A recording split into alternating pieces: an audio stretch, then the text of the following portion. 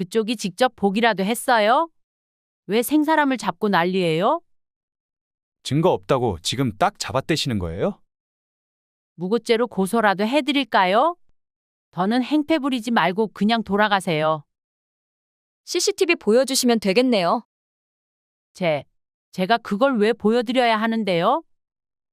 당당하시면 못 보여줄 이유가 뭐가 있어요? 지금 이렇게 나오시면 안 되실 텐데. 어디 이만한 요양원 들어가기가 쉬운 줄 알아요? 이 동네에 여기보다 저렴한 요양원이 있을 것 같아요? 돈 많으면 거기로 들어가던지요. 저렴한 데는 다 이유가 있겠죠. 저흰 아쉬울 거 없으니까 다른 데로 모시고 가세요. 별 이상한 사람들이 다 있네. 저희가 아무것도 모를 것 같죠? 두고 보세요. 조만간 CCTV 보게 될 것 같으니까. 뭐, 지금 경찰에 신고라도 하려는 거예요? 왜요? 겁나세요? 방금 대화 속 주인공은 83세 박영옥 할머니의 자식들과 요양원 원장입니다. 박씨 할머니는 얼마 전 동네에서 제일 가까운 요양원에 들어갔습니다. 아무래도 자식들이 방문하기에는 지리적으로 가장 가까운 곳이 제일 나을 것이라는 판단에서 박씨 할머니가 직접 그 요양원으로 들어가겠다고 말했던 것이었습니다. 자식들은 거리가 조금 멀어도 더 좋은 요양원에 들어가라고 했지만 나머지 후보군에 있던 요양원들은 가격도 비쌌고 거리도 멀리 떨어져 있어 박 씨는 괜히 자식들이 부담될까봐 제일 돈이 많이 들지 않는 곳에 가겠다고 말했던 것이었습니다. 박 씨가 요양원을 들어가게 된 가장 큰 이유는 치매 증상 때문이었습니다. 박 씨는 치매 증상이 생기자마자 바로 자식들을 고생시키기 싫은 마음에 자기가 직접 자식들을 불러놓고 요양원으로 들어가겠다고 했습니다. 자식들 모두 박 씨를 돌봐줄 형편이 되지 않았고 나중에 더 큰 일이 생기면 자식들에게 또 민폐가 되는 것이 두려워 박 씨 할머니는 급하게 바로 요양원에 들어가겠다고 했습니다. 형편이 그리 좋지 못했던 자식들은 그런 박 씨 할머니를 막을 수 없었고 박 씨는 그렇게 요양원으로 들어가게 됐습니다. 하지만 박 씨 할머니는 요양원에 들어간 지 얼마 되지도 않아 자신의 그런 선택을 후회했습니다. 박 씨 할머니는 그냥 자식들에게 조금 기대더라도 밖에서 최대한 치료도 받으며 버텨볼 걸 싶었습니다. 하지만 이 선택을 되돌릴 수는 없었습니다. 박 씨는 자식들의 안위만 생각하며 꾹 참았습니다. 하지만 얼마 안가 박 씨가 요양원에 더는 있을 수 없었던 일이 벌어졌습니다. 과연 그간 박 씨 할머니는 요양원에서 어떤 일들을 겪었을까요? 지금부터 그 이야기를 들려드리겠습니다. 박 씨 할머니는 젊은 시절 평범한 가정에서 이남 사녀의 막내딸로 태어났습니다. 박 씨네는 부유하진 않았지만 소장농도 거느리며 나름 일대에서 이름난 집안이었습니다. 박 씨는 무탈하게 어디 아프지 않게 잘 자라주었고 아버지의 중매로 동네 지인의 아들과 결혼을 했습니다. 박 씨는 공부를 잘했던 남편을 따라 서울로 거처를 옮겼습니다. 남편은 학구열이 상당해 30이 넘을 때까지 박 씨는 열심히 남편의 뒷바라지를 해가며 아버지에게 물려받은 재산과 소일거리를 하며 그렇게 생활비를 감당했습니다. 그렇게 남편은 30 중반의 나이에 대학 교수가 되어 그때부터 박 씨는 일을 쉴 수가 있었습니다. 남편이 공부를 하는 동안 아이도 갖지 않았던 박 씨는 남편이 교수가 되고 나서 남편과 일남 이녀의 자녀를 낳았습니다. 이 도토리묵은 언제 먹어도 질리지 않네. 박 씨는 어릴 때 어머니가 가끔 해주시던 도토리묵을 좋아했고 남편에게도 자주 해줬습니다. 자식들도 박 씨를 닮았는지 도토리묵이 없으면 밥을 잘 먹지 않을 정도로 입맛이 박 씨와 똑 닮아 있었습니다. 그렇게 박 씨는 비록 나이는 조금 있었지만 열심히 운동도 해가며 체력을 길러 아이들을 잘 돌봤습니다. 시간이 흘러 박 씨의 자식들은 모두 성인이 되었고 어느덧 결혼도 하고 취직도 했습니다.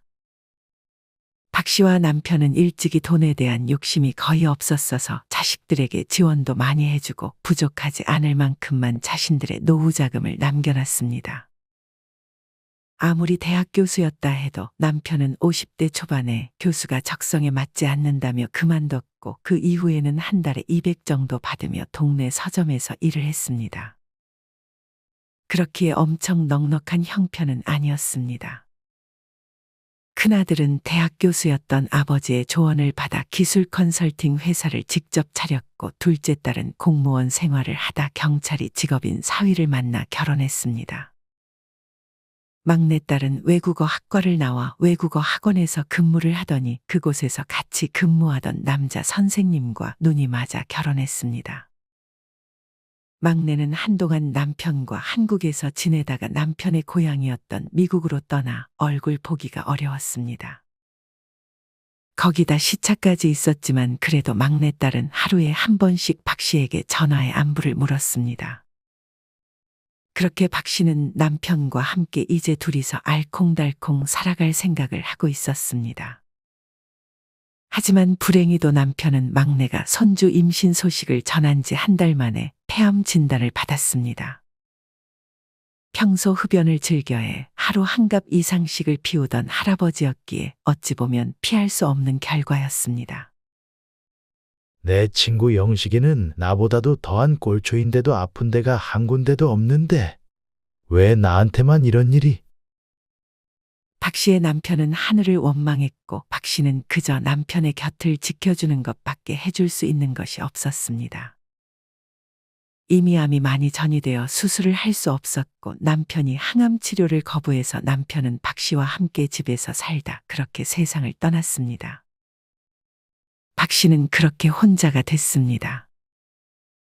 50년 이상 남편과 살았기에 남편의 빈자리가 박 씨에게 아주 크게 느껴졌습니다. 자식들도 그걸 알았는지 박 씨에게 평소보다 더 잘해주었습니다. 그렇게 시간이 흘러 박 씨도 남편 없는 생활에 익숙해져 가기 시작했습니다.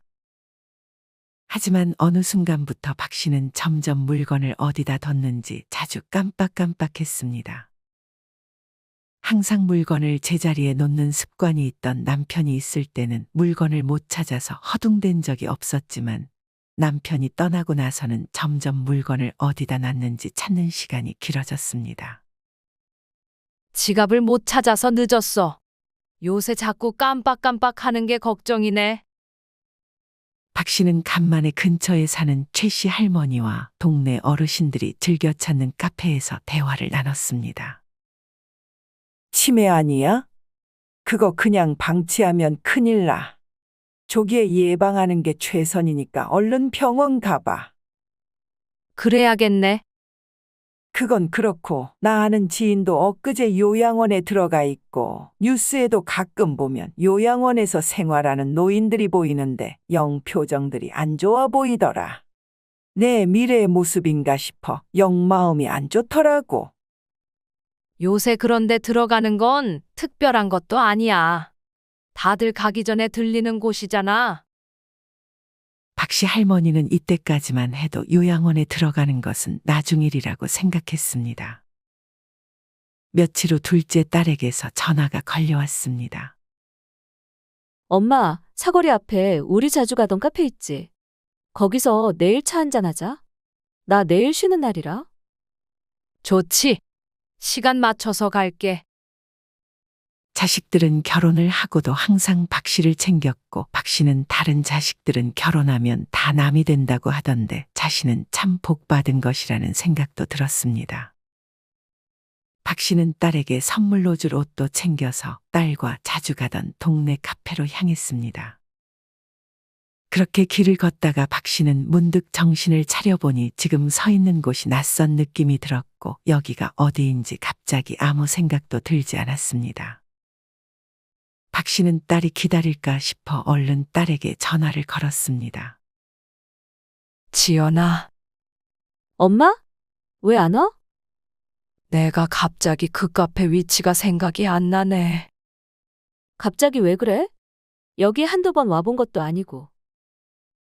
그때 박 씨 할머니는 다시 기억을 되찾았는지 딸을 안심시켰습니다. 아, 참 그렇지. 내 정신 좀 봐. 요새 자꾸 지갑도 못 찾고 좀 이상하네? 괜찮은 거 맞아? 그럼 걱정 마. 박 씨는 그렇게 카페를 찾아 딸을 반겼습니다. 하지만 딸은 아마 박 씨의 치매를 거의 확신하는 듯 걱정 어린 표정으로 박 씨를 쳐다봤습니다. 박 씨는 이전에 아들 집으로 거처를 옮긴 상태였습니다. 아무래도 혼자 엄마를 둘 수 없었던 아들은 박 씨에게 거의 애원하다시피 해서 박 씨는 어쩔 수 없이 아들의 집으로 거처를 옮긴 것이었습니다. 엄마, 지연이한테 들었어요. 병원에 가서 검사라도 받아볼까요? 박 씨는 아들과 같이 살았지만 아들은 사업을 하느라 워낙 바빠 박 씨의 상황을 눈치채지 못했었습니다. 너 바쁘지 않아? 이 엄마 혼자 갔다 와 볼게. 아직 2다리는 멀쩡하니까. 혜진이랑 같이 갔다 오세요. 아니야. 며느리도 아르바이트 하랴, 살림하랴 힘들 텐데. 혼자 갔다 와도 괜찮아. 아, 네. 무슨 일 있으면 연락하시고요. 박 씨는 요새 부쩍 힘들어 보이는 아들을 걱정했습니다. 어머니, 저랑 같이 가요. 박 씨는 며느리와 같이 살며 며느리가 불편할 만한 행동을 최대한 안 하려고 노력했습니다. 그럼에도 며느리는 항상 그런 박 씨에게 먼저 손을 내밀며 박 씨를 잘 챙겨줬습니다. 박 씨는 며느리를 정말 잘 얻었다고 생각했습니다. 하지만 상황이 점점 사람을 예민해지게 만들기 시작했습니다. 박 씨의 큰아들은 무리하게 사업을 확장하려다가 실패해서 가세가 한순간에 기울었습니다. 이때부터 아들은 집에만 오면 말도 안 하고 한숨만 쉬었고 할머니는 점점 아들의 눈치를 봐야 했습니다. 아들은 날이 갈수록 예민해졌고 그런 아들의 예민함이 점점 며느리에게까지 영향을 미치기 시작했습니다. 어느 날 박 씨가 병원을 갔다 와서 결과를 말해주려고 집에 도착했을 때 아들과 며느리가 방에서 다투는 소리가 들렸습니다. 당신만 힘든 줄 알아? 나도 힘들어. 아르바이트 하랴, 살림하랴. 돈도 아껴야 하는데 어머님도 모셔야 하고. 시간을 조금만 줘. 나도 다시 회사를 다니던지 할 테니까. 자기 지금 나이가 몇인데. 회사 재취업하는 게 쉬운 일이 아니잖아. 안 그러면 일용직이라도 하면서 돈 벌 테니까 걱정하지 마. 지금 생활비가 마이너스야. 이대로면 우리 노후 자금은 언제 모아? 그러지 말고 어머님은 요양원에 모시자. 뭐? 아직 우리 엄마 정정하시고 거동도 무리 없이 잘하시는데 벌써 무슨 요양원이야. 나이가 80이 넘으셨잖아. 그리고 요새 자주 기억도 깜빡깜빡 하신다며. 아직 치매 확정난 것도 아니잖아. 이따 들어오실 거니까 그때 물어보자. 설령 조금 기억이 가물가물하셔도 요양원은 난 절대 보낼 생각 없어. 며느리는 아들의 강경한 말에 일단 알겠다고 답했습니다. 집에 있다는 사실을 알게 되면 아들 며느리가 곤란할 것이라 생각해 박 씨는 다시 밖으로 나가 한참을 벤치에 앉아 있다가 다시 집 안으로 들어갔습니다. 박 씨는 집에 들어가서 조심스레 아들과 며느리에게 치매 초기라는 사실을 알렸습니다. 초기면 치료하면 좋아질 수도 있는 거잖아요? 며느리는 그런 아들의 말을 마음에 들어하지 않는 눈치였습니다. 열심히 예방해야지. 박 씨는 그렇게 정말 치매에 좋다는 것은 거의 다 했습니다.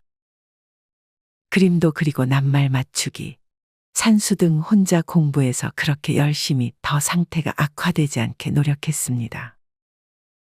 하지만 어느 날 저녁 박 씨는 밤이 어두워질 때까지도 집에 들어가지 못했습니다. 엄마 안 들어오셨어? 당신이랑 같이 있는 거 아니었어?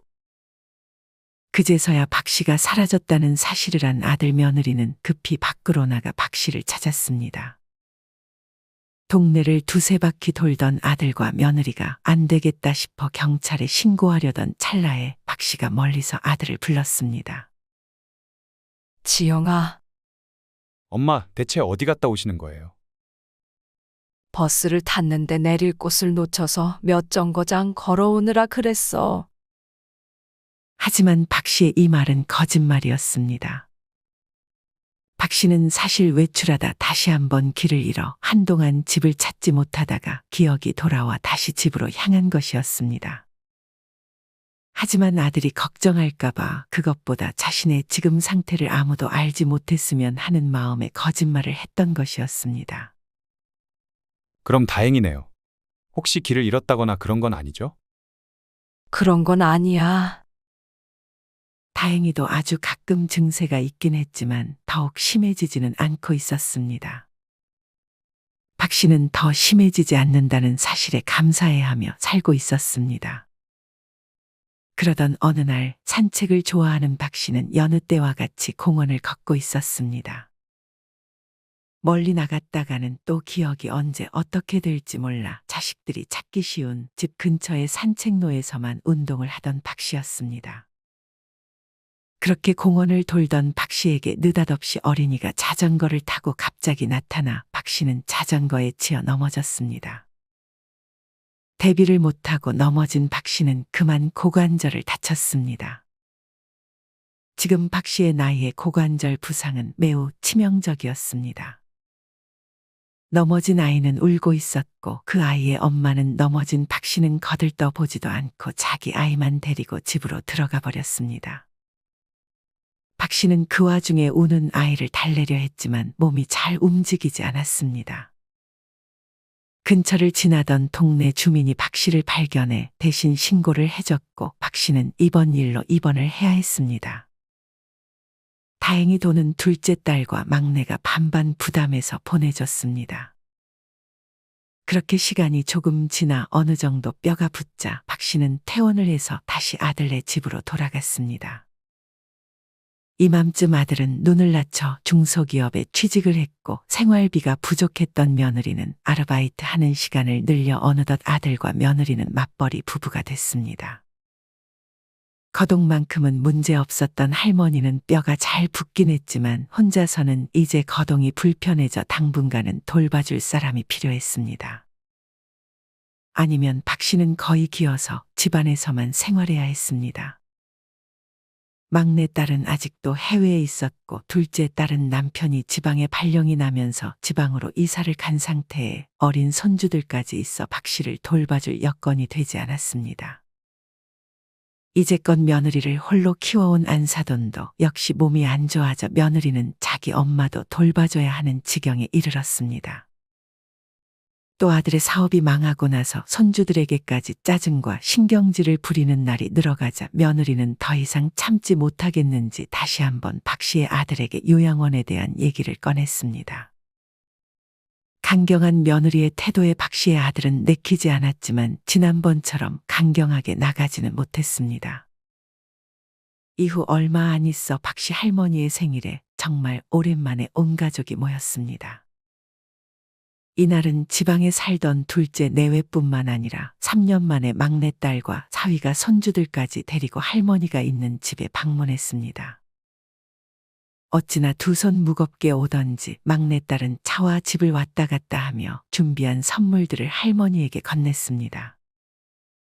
사실 이번에도 둘째와 막내는 올라오기 힘들 것이라고 했습니다. 하지만 박 씨 할머니는 올해 생일만큼은 강경하게 자식들 모두가 자신이 있는 집에 오도록 만들었습니다. 자식들은 그런 박 씨의 말에 뭔가 심상치 않음을 느끼고 박 씨가 있는 집을 찾은 것이었습니다. 사실 평소에는 자식들이 조금 힘들다 그러면 박 씨는 항상 자식들을 이해해 절대 힘들게 오라고 하는 일이 없었습니다. 박 씨 할머니는 자식들이 가져온 꽃갈 모자도 쓰고 손주들은 할머니를 위해 생일 축하 노래를 불러주었습니다. 손주들의 재롱이 어찌나 귀엽던지 할머니는 간만에 정말 환하게 웃었습니다. 엄마가 해준 도토리묵은 언제 먹어도 맛있다니까. 다 같이 밥을 먹으면서 박 씨 할머니는 며느리의 도움을 받아 어릴 적 자식들과 즐겨 먹던 도토리묵을 함께 먹었습니다. 손주들도 어찌나 잘 먹는지 할머니는 기분이 좋았습니다. 그렇게 온 가족이 정말 아무 걱정 없는 것처럼 웃고 떠들다가 이내 오랜 침묵이 집안의 공기를 감쌌습니다. 아마 할머니를 비롯해 다른 자식들 모두 때가 왔다고 짐작을 했던 것 같았습니다. 할머니는 씹던 도토리묵을 마저 삼키고 물을 한 모금 마셨습니다. 그리고 이내 식탁만 쳐다보며 말을 꺼내기 시작했습니다. 이 엄마, 이제 요양원 들어가려고 한다. 박씨 할머니의 말에 자식들 모두 박씨 할머니를 쳐다봤습니다. 요양원이 뭐야, 할머니? 거기가 어딘데? 할머니 집은 여기잖아. 손주가 해맑게 할머니에게 물었습니다. 막내가 얼른 손주를 방에 들여보냈고 이내 거실에는 할머니와 자식들만 남아 있었습니다. 말도 안 돼요. 갑자기 무슨 요양원이에요. 여기 오빠 집에서 잘 지내고 있는 거 아니었어요? 저랑 언니가 돈도 잘 보내주고. 그걸로는 어림도 없어요. 며느리가 막내딸의 말에 반박했습니다. 아니 아무리 그래도 이렇게 갑자기 엄마를 요양원에 보내겠다는 게 말이 돼? 오빠도 동의한 거야? 큰아들은 아무 말도 없었습니다. 엄마가 그래도 유일하게 오빠한테 집까지 해줬는데 그거 받은 건 생각 안 해? 그 값은 이미 진작에 하고도 남았어요. 며느리가 참지 못해 끼어들었습니다. 여전히 큰아들은 아무 말도 없었습니다. 오빠 뭐라고 말 좀 해봐. 나도 최선을 다했어. 근데 다른 방법이 없는 걸 어떡해. 너가 다시 한국 와서 어머니 모시고 살던지. 그렇게 하겠다고 하면 이 집 넣어줄게. 막내딸은 차마 그렇게 하겠다고 답하지는 못했고 둘째 딸과 사위는 꿀먹은 벙어리 마냥 입을 닫고 있었습니다. 모두를 위한 일이야. 이 엄마도 정말 생각 많이 하고 결정한 일이니까 그냥 보내줘. 그러면 일단 요양원에 직접 가보고 결정하는 건 어때요? 요양원이 안 맞으면 언제든 다시 나올 수 있잖아요. 둘째 딸의 제안에 다른 형제들 모두 침묵으로 동의하는 듯 했습니다. 그렇게 자식들과 며느리, 사위들이 물심양면으로 요양원을 알아봤습니다. 불행히도 좋아 보이는 요양원들은 거리가 꽤 먼 곳에 위치해 있었습니다. 난 이 동네에서 제일 가까운 곳으로 가고 싶구나. 멀리 가면 외로울 것 같아. 여긴 좀 열악해 보이는데. 괜찮겠어, 엄마? 그래, 괜찮다. 요양원이 다 거기서 거기 아니겠니? 박씨 할머니는 시설이 좋아 보이는 요양원보다 그저 자식들과 거리적으로 멀리 떨어지지 않은 요양원에 가기를 희망했습니다. 그렇게 박씨 할머니는 이전에 미리 신청해 두었던 요양 등급을 받고 요양원에 입소하게 되었습니다.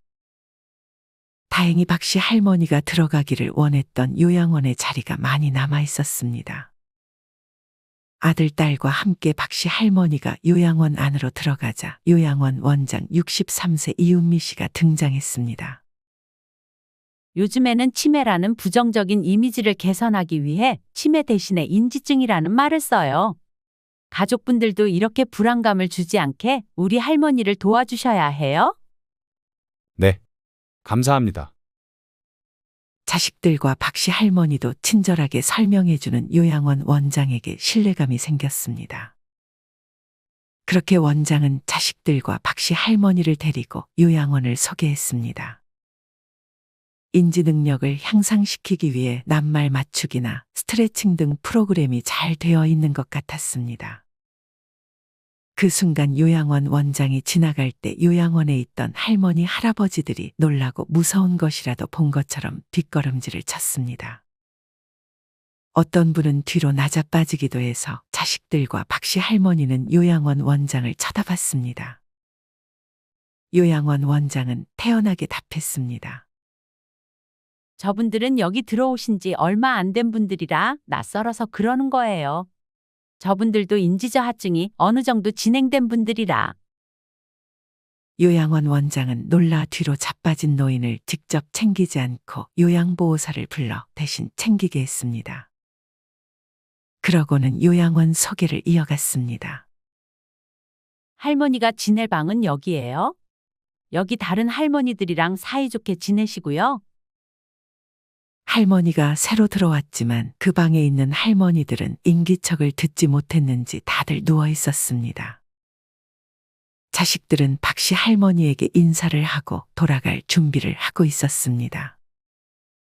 자식들은 박씨 할머니의 두려운 눈빛을 애써 외면했습니다. 자주 올게요. 이 말을 끝으로 박씨 할머니는 낯선 곳에서의 삶을 시작했습니다. 할머니는 자식들이 떠나자마자 후회가 됐습니다. 자신이 뱉은 말을 뒤집을 수는 없어 들어오긴 들어왔지만 막상 여기서 평생을 지내야 된다는 생각에 금방이라도 눈물이 터져나올 것만 같았습니다. 박씨 할머니는 금방이라도 터져나올 것 같은 울음을 꾹 참고 짐을 풀었습니다.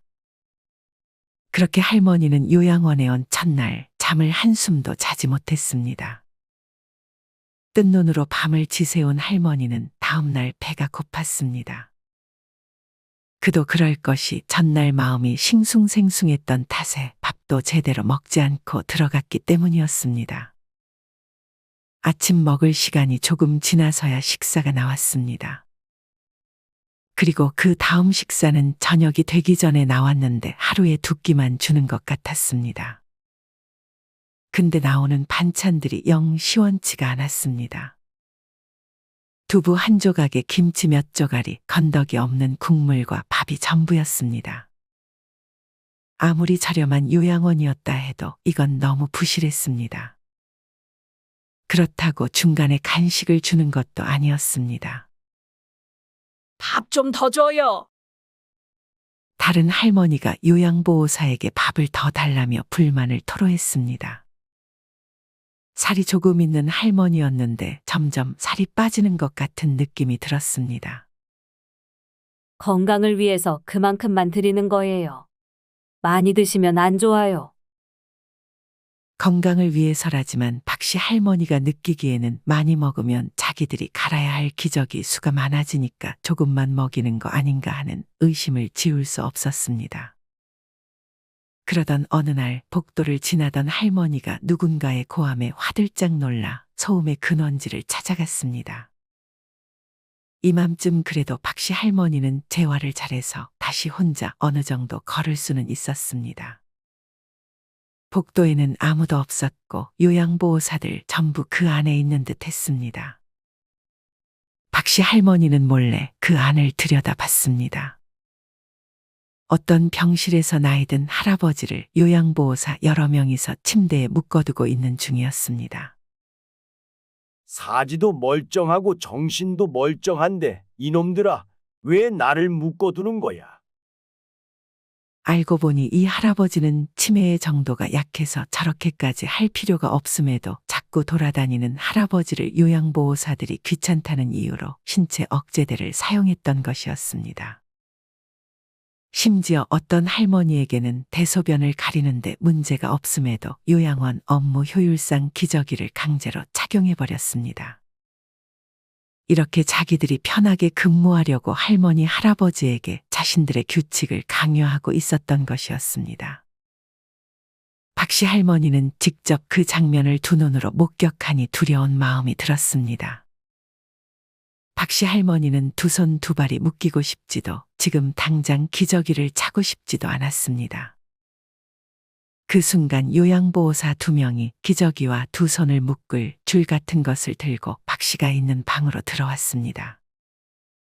박씨는 화들짝 놀랐습니다. 설마 자신을 묶어두고 기저귀를 채워두려는 건가 싶었습니다. 요양보호사 2명은 천천히 박씨 쪽으로 다가왔습니다. 박씨는 심장이 두근거렸고 몸이 조금씩 떨렸습니다. 요양보호사 2명은 두려워하는 박씨를 지나쳐 박씨 옆에 있는 할머니에게로 다가갔습니다. 요양보호사들은 그 할머니를 붙잡아 기저귀를 채우려 했습니다. 할머니가 저항하자 안 되겠다 싶었는지 다시 한번 할머니의 두 손과 발을 묶어버렸습니다. 박씨 할머니는 분노했습니다. 분명 화장실도 잘 가고 박씨와도 얘기를 잘 나누며 멀쩡한 할머니였기에 저렇게 할 이유가 전혀 없었습니다. 하지만 그렇게 화를 냈다가는 박씨마저 저런 꼴을 당할까 싶어 박씨는 아무 말도 할 수가 없었습니다. 옆에 있던 할머니는 충격을 받았는지 그날부터 한동안 말이 없었습니다. 박씨 할머니가 다가가도 그 손길을 요양보호사라고 생각했는지 기겁을 하며 뿌리칠 뿐이었습니다. 박씨 할머니는 여기서 지내면 지낼수록 집에 가고 싶다는 생각만 들었지만 자식들에게 다시 한번 짐이 될까 차마 말하지 못했습니다. 몇 달 뒤 아들 내외와 둘째 딸이 박씨 할머니에게 면회를 왔습니다. 면회가 또 마음먹은 대로 되는 게 아니라 할 수 있는 시간이 정해져 있었습니다. 몇 달 만에 본 할머니는 아주 삐쩍 마르고 몹시 초췌해 보였습니다. 엄마, 무슨 일 있었어? 왜 이렇게 말랐어? 먹을 걸 잘 못 먹었어? 둘째 딸이 걱정스러운 마음에 박씨에게 물었습니다. 하지만 박씨는 그냥 괜찮다, 나는 잘 지낸다는 말만 할 뿐이었습니다. 자식들은 이때부터 의심을 하기 시작했습니다.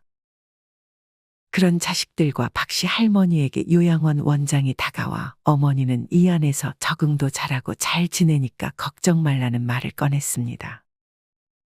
그런 요양원장의 말에 박씨 할머니는 슬프면서도 화난 표정을 지었습니다.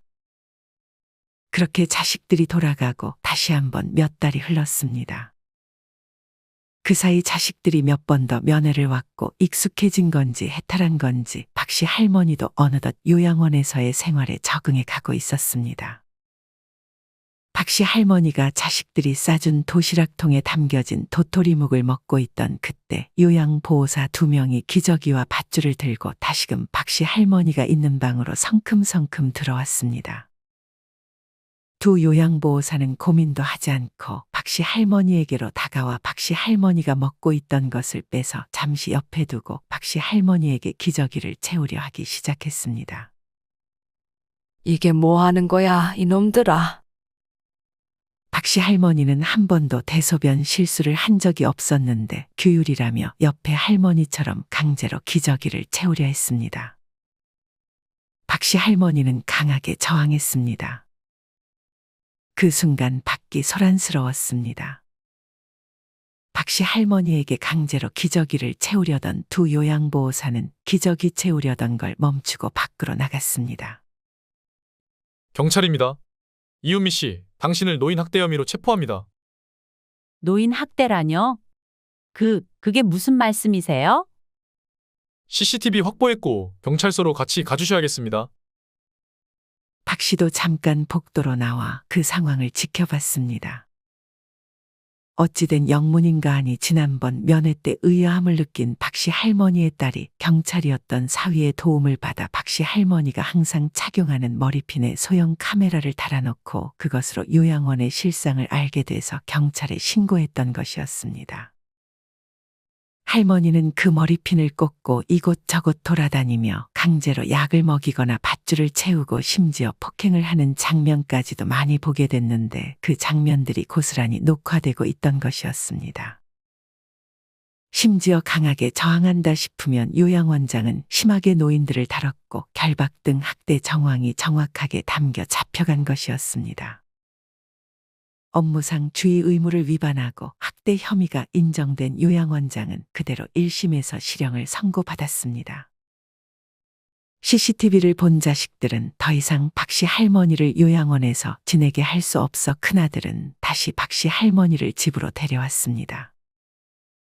둘째와 막내가 생활비를 평소보다 1.5배 더 보내주겠다는 말로 며느리를 설득했고 며느리도 그 CCTV 장면을 목격하고 나서는 자기의 의견을 말할 수가 없었습니다.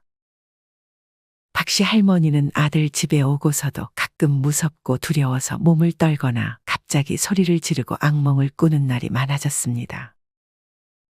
박 씨 할머니는 어느 날 아들이 다가오는 것을 요양보호사가 자신에게 또 기저귀를 채우고 밧줄을 채우러 오는 것으로 착각해 아들에게 발길질을 하기도 했습니다. 아들은 그런 엄마가 요양원에서의 아픈 기억을 잊고 건강할 수 있도록 박 씨가 지내는 방을 안락하게 꾸미고 은은한 조명도 두고 가족 사진도 방 안에 두면서 불안감이 줄어들 수 있게 했습니다. 그런 가족들의 노력 끝에 박씨 할머니도 어느덧 안정을 찾아가고 있었습니다. 이후 요양원장의 2심 재판이 열렸습니다. 요양원 원장은 끝까지 자신의 혐의를 부인했습니다.